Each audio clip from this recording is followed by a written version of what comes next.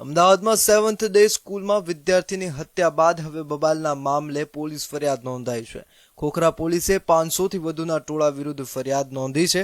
સ્કૂલના એડમિન મયુરિકા પટેલે ફરિયાદ નોંધાવી છે. સ્કૂલમાં ટોળાઓએ આવીને ઓફિસ, ક્લાસરૂમ અને સ્કૂલના બસના કાચ તોડી એલસીડી કમ્પ્યુટર તોડીને 15 લાખનું નુકસાન કર્યું છે, જેને લઈને એડમિન દ્વારા ફરિયાદ નોંધાવવામાં આવી છે. ટોળાએ સ્કૂલમાં રહેલ સ્ટાફ સાથે મારામારી કરી હતી.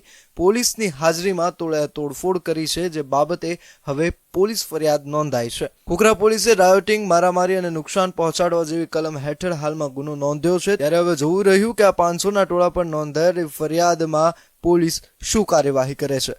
ગઈકાલે સવારે અહીંયા સ્કૂલ આગળ આવીને 400 થી 500 માણસના ટોળાએ જે તોડફોડ કરેલી હતી, જેમાં સ્કૂલના સંચાલકની ફરિયાદ લઈને 400 થી 500 ટોળાની વિરુદ્ધમાં મારામારી અને તોડફોડની ફરિયાદ દાખલ કરવામાં આવી છે.